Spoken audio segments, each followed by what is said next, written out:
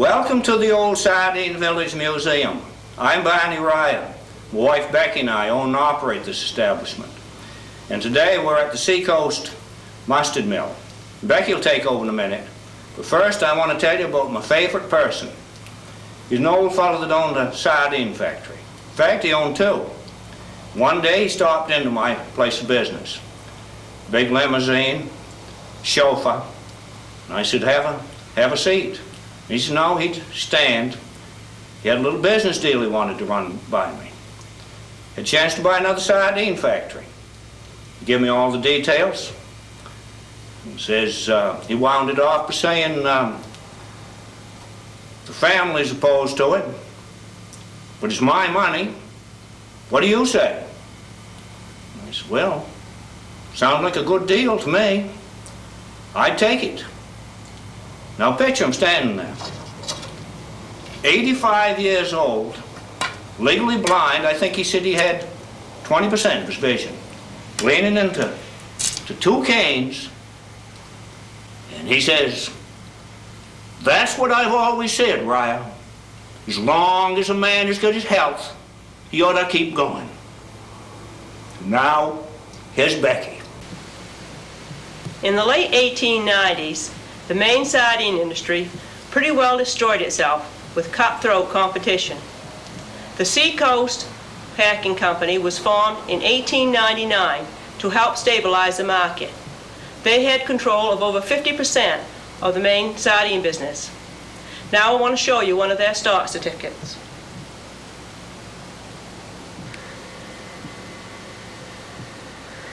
Now this is from the Seacoast Packing Company, and it's issued to J. McCurdy and J. McGonigal. And it's for 60 shares, and the shares are $100 each, and it was issued in August of 1899.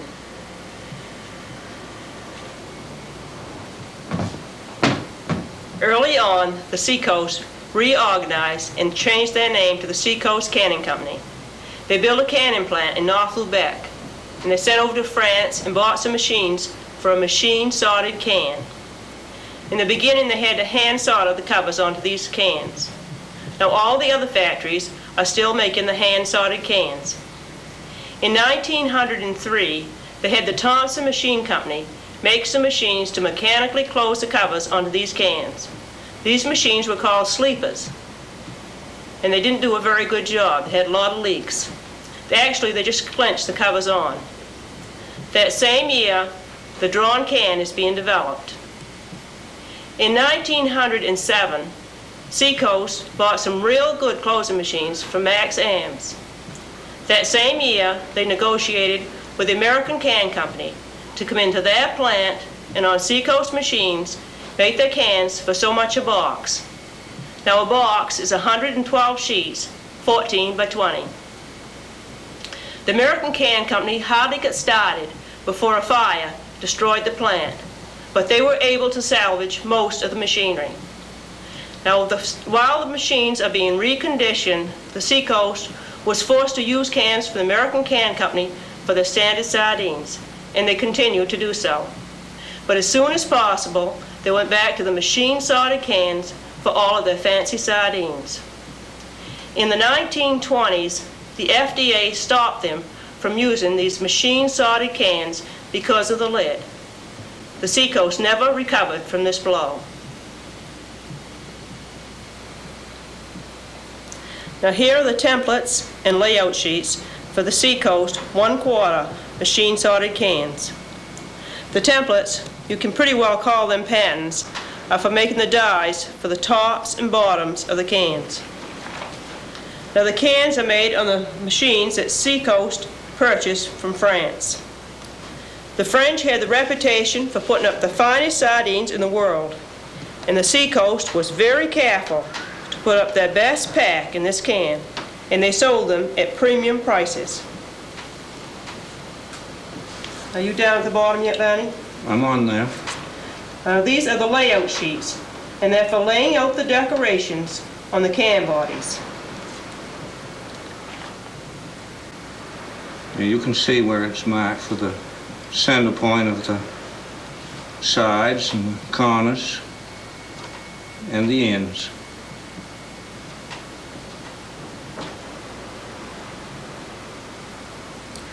Now this is a test sheet from the master stone printing plate, and you can see that it's in reverse.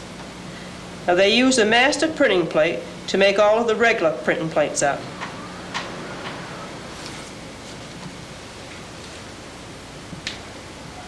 And you see that says Continental backwards there, and American Sardines and so forth, Seacoast Packing Company. And right down here on the bottom, I have a couple of the jigs. And this is for drilling the spiders. That's the outfit that holds the metal tight when they're making an end. You see, each piece is marked Seacoast. Now here's the machine sorted can, really a French can, Seacoast used. This is the lock seamed in of the body, and over in here we have the tab for the key. So the key fits right on here, and this bottom of the can becomes the top. Put the key on, roll that whole bottom off. The top was sealed on mechanically.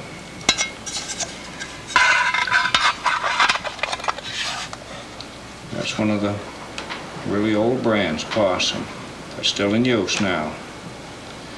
It's not quite the same shape as the American can one. Now this one was used exclusively for the fancy goods. Now this one come out in about 1903. The American can made this for most of the packers, and the Seacoast used it for a while, liked it for the standard goods, and continued to use it until they went out of business. We have the dies here for making this can and this cover. Now here are the templates for the 3/4 mustard can.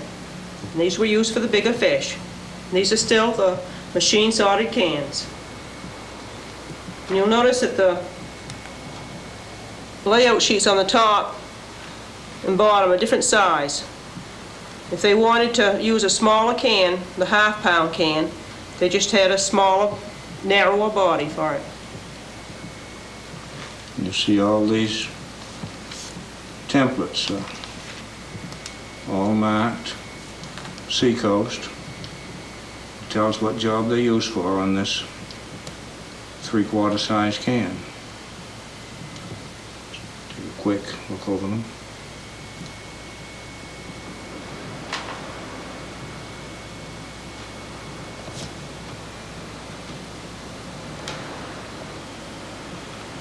Now after the fire, the Seacoast was forced to go to the American can. And they specified the shallow can, not that tall one, the one marked Derico, but the shallow one, Sea Lion, their brand. And they said they wanted the key cover. You see that's the cover for it, cans for keys. And this is the cover for the other can that they didn't want. Just as soon as they could, and they got the machines overhauled, they went back to their machine sorted can. Now here is the original die set, American can, for making this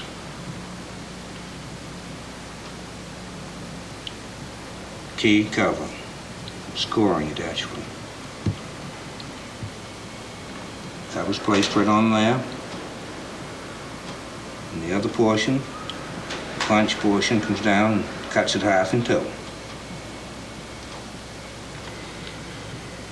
Here are some prints from our collection, all Seacoast. That's the blue hen, the conqueror, the possum. That one's still in use today. Another company has it. Sea lion, and that's still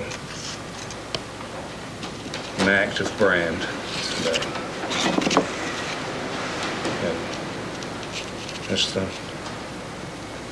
the horse one. Red horse. The red horse, huh? And pine tree. And the gamecock. And we have that one covered. We'll see it in a minute here.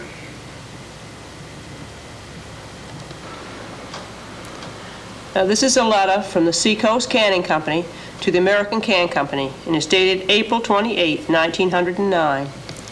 Dear Sir, please find enclosed okayed proof of the gamecock two-color oil decoration. And this is that proof right here. Isn't that beautiful? Yeah, it certainly is.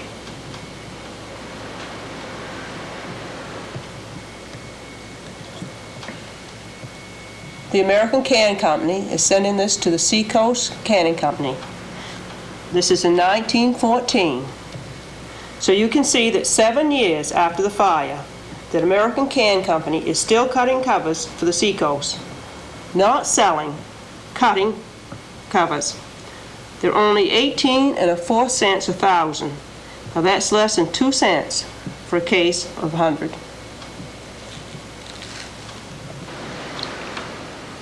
When the FDA told the Seacoast that they couldn't use this lead-soldered can anymore,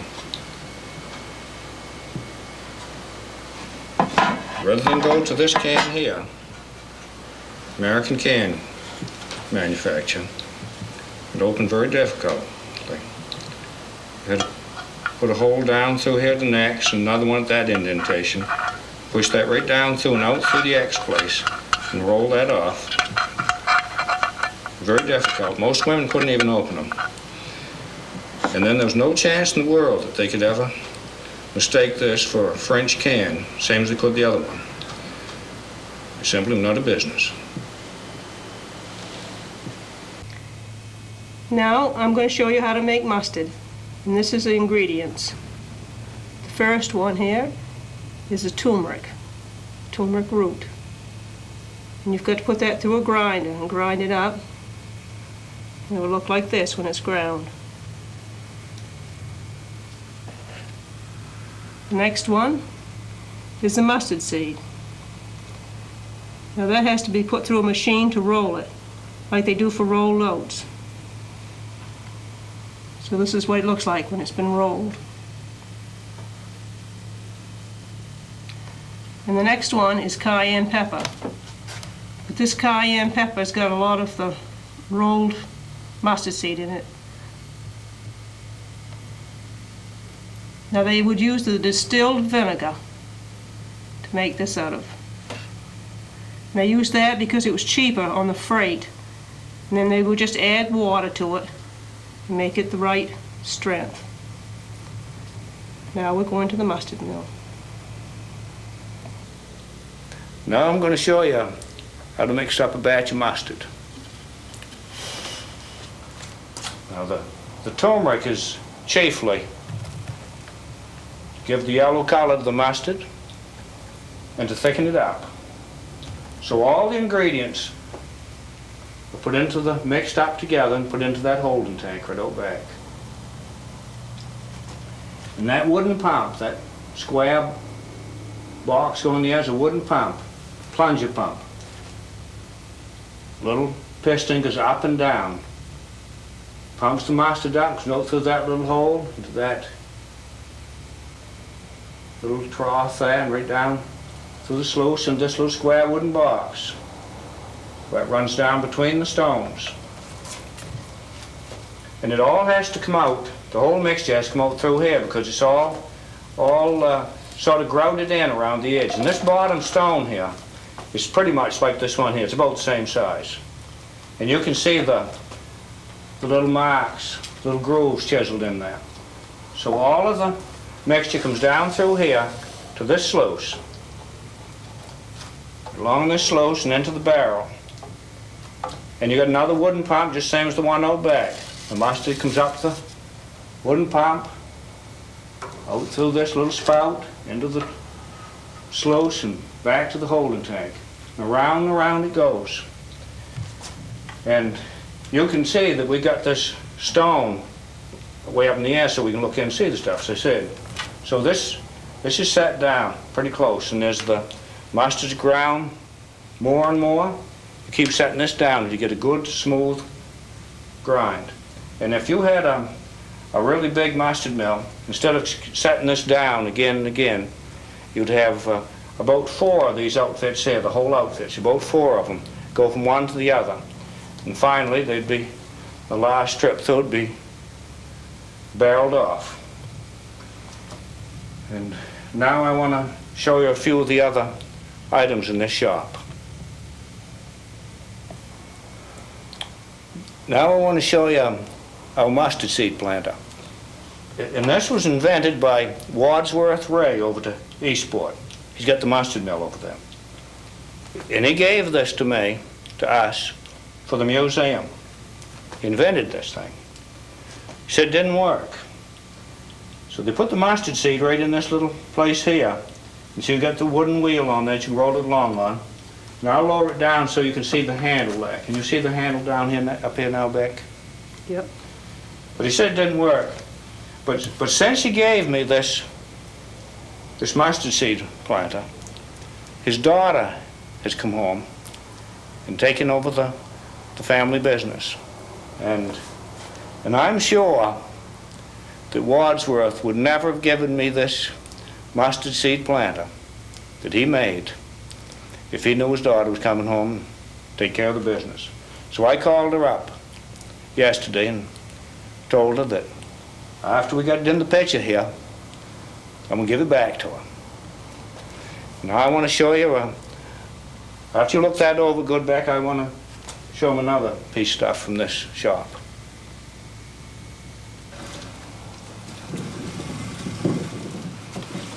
I'm turning this old air compressor over by hand. This is a double-acting air compressor. She pumps air when the piston goes up, and it pumps it when it goes down, like that. I want to turn it so you can see the pinstripe in pretty good shape on there. I'm going to turn it right over to there. That's where you can see it best. See the yellow, it's real gold, and green pinstriping. And now I want you to see the patches on the legs too. Both legs have been broken. Can you see those patches okay from them? Sure. Yes, we can. Okay. Now in the old days, anytime I got a machine that had broken legs on it, like that, I'd take the bolts out, weld it, put it back. You'd never see they was ever broken. But now I like those old patches. So that's a really nice air compressor. Someday I'm going to put won't take me any time at all to put a little drive on it and get a head motor. Now I want to get another view of that from over here when you get that whole side taken in, Beck. Can you see me out back here, Becky, or not? Yeah, I can see you peeking through a little bit. Okay. I'm the power source. So that's it for this shop right here. We're at the Mustard Barrel Repair Shop. Now this vinegar is very corrosive, so it rusts the hoops through. And we're going to show you how to make a barrel hoop here in a few minutes. First I want to show you the different machines. This is the most important one in there. This tapers the hook material. We're going to make one in just a minute, as I said. This is the punch for the rivets. This is the little anvil and my hammer for it. And that's one of the hooks right there. Now over here on the shelf. These two tools here are to take the fittings out of the steel barrels. They don't really apply here, but not very much. Now, this is the bung starter. So here's the bung. This is the bung starter. I'm going to show you how to operate that a little later on. Here are the adze. I don't know the plural of adze. I don't believe we should call them adzes, but here's the adze up in here. There's quite a few in here. This is the bunghole reamer. Another adze, and this is a real old adze, as you can see. Real old timer. And here's a small bunghole reamer. And this little tool here is after you make the hole in the barrel, you screw that in so that you can screw the faucet in. Now we gotta go down to the Wolf and Reeson shop to cut the hook material.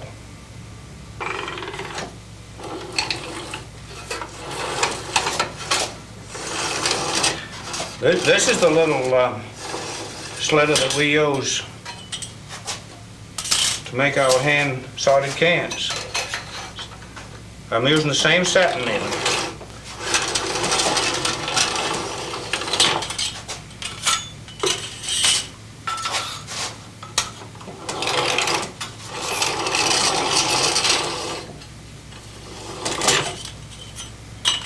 Okay, now we're going to go down and form these hooks.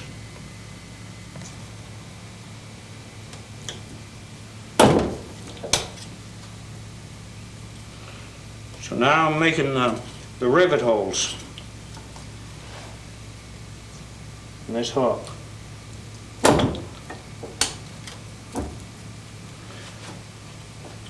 Now I'm going to feed them through this machine. You can see I just got a little pulley on it. I haven't got the real handle on, and so I have to put it through here twice. Couldn't tighten it down very much. I might tighten that little drop even.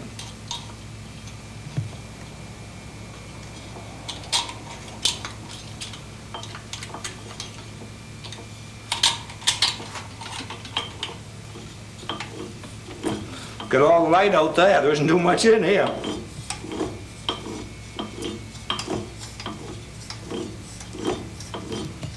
Mostly in my eyes.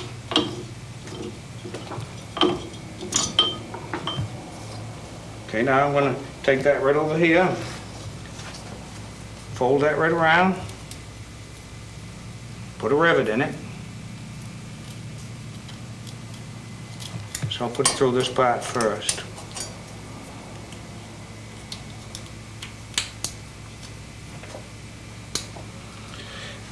This is a bigger rivet than this needs, but that's, so I got one for the great big hooks, but this is it's all set, and I don't want to change that part.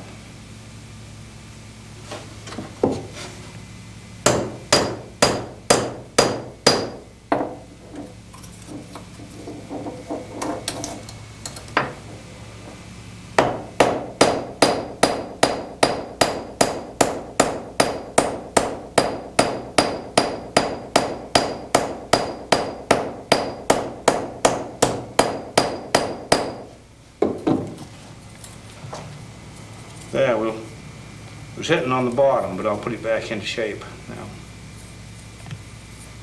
Now you can see that that's all. I'll put it the right side, and you can see that they're slanted.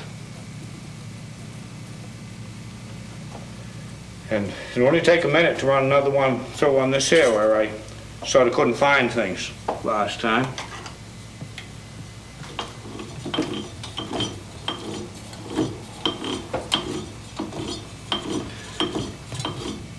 And what that really does makes them, it squeezes the metal up and it squeezes it down. So it makes it bigger on that bottom part.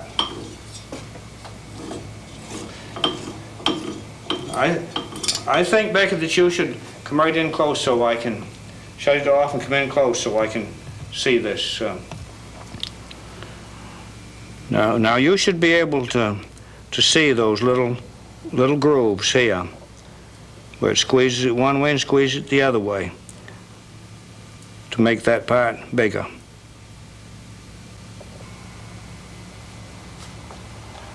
Now, here's the mustard barrel right here.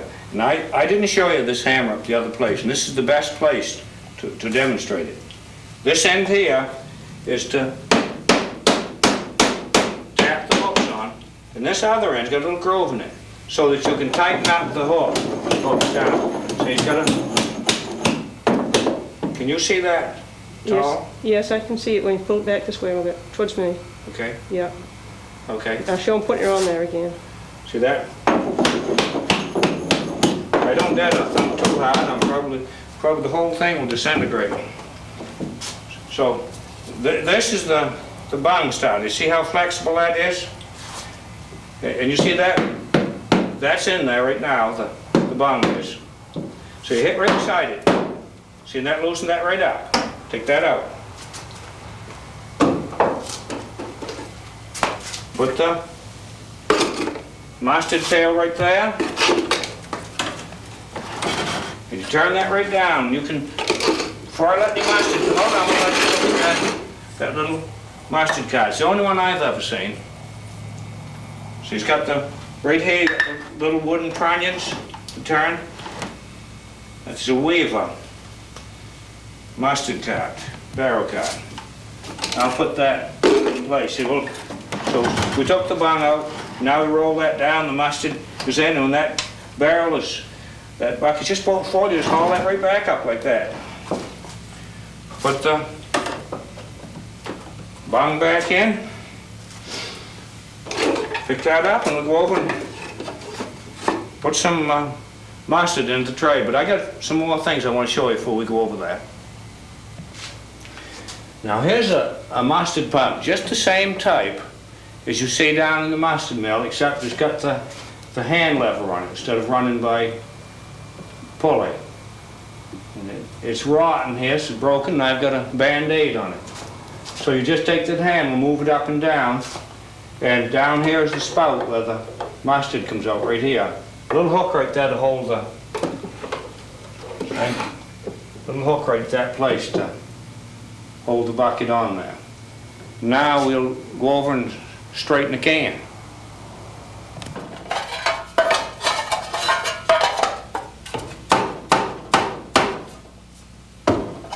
I'm straightening up a few of these cans, and you'll see how nice they look when they finish up.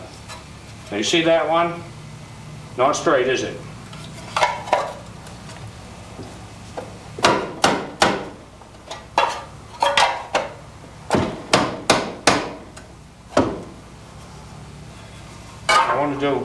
I've got a couple more bent ones here that you'll see how crooked it is, huh? It's crushed in. I want to straighten them up so I can close them up a little bit. Looking good. Got one more here. See, that one is stove up quite bad.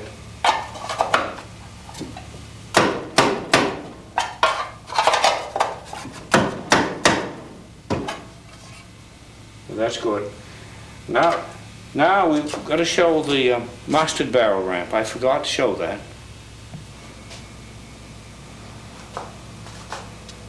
Now you see those little hooks right there? There's one there and one right over in here. And that's what holds this mustard barrel ramp on the side of a wagon. It's light and strong. So you can see just how easy it would be to roll one of those heavy mustard barrels up that ramp.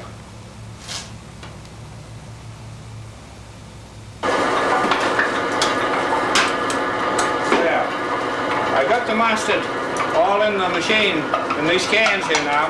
Now I want you to watch this machine running here. When these machines come to town, down to the Seacoast Canning Company, the father had a little bicycle shop here in town.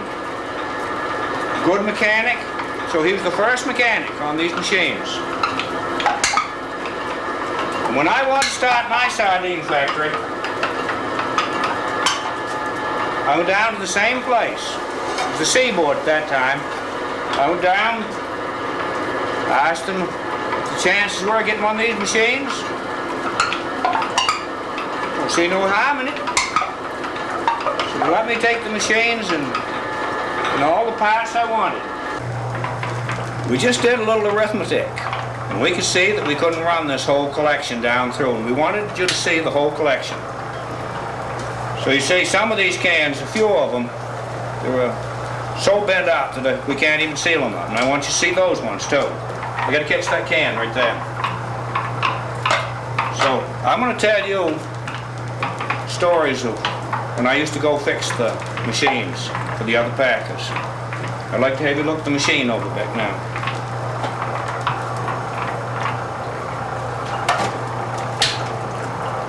I got a call one morning from Charlie Stevens down Jonesport. He said, "Can you come right down, Barney? Everything is all bollocksed up." So I went right along down, a little Dodge, had my lunch with me. Arrived there, and Charlie was tired out, dirty, stinky, and I said, "I'll make a deal with you, Charlie. You go get all cleaned up, get something to eat, get some rest, and I'll take care of everything here at the shop." So he called his foreman right over and says, "Barney's in charge." Now, I'll describe that factory. Instead of being like an ordinary factory, he had the fish tank right in the middle of the packing room.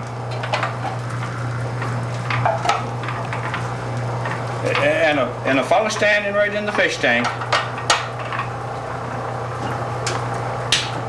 scooping the fish right onto the packing tables.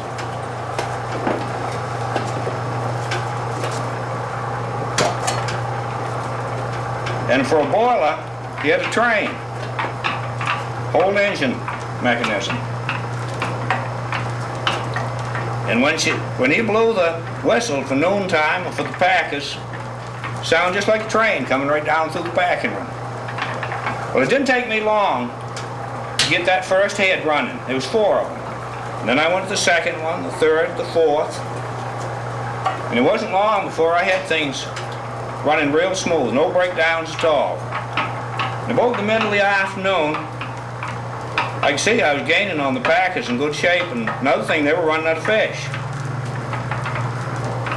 When I finished up, last retard, just going over the hill to his warehouse, Charlie showed up, all cleaned up, all rested, his old calm self. I want to tell you, makes you feel something good to go in and help a fellow out when he's in a mess like that.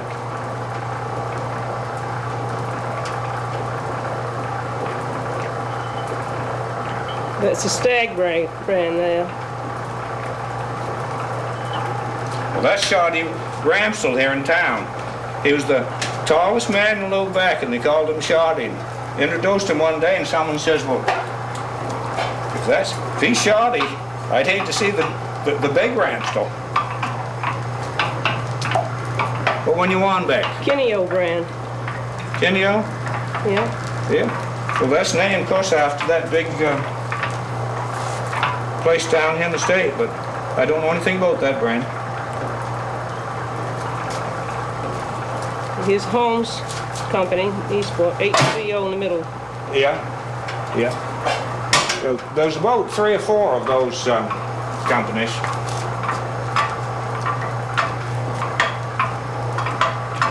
What about this Sunco brand? That's over to West Pembroke. That's Jimmy Brown run that factory the last few years. The Admiral's Peacocks brand. Yeah, right here in town. Here's another one, Peacocks brand, Picano. Sunrise brand. Billow. This one's in the McNichol brand. Okay, Barney, I guess time is running out. See ya. Hope you enjoyed your visit here at the Old Sardine Village Museum. See ya!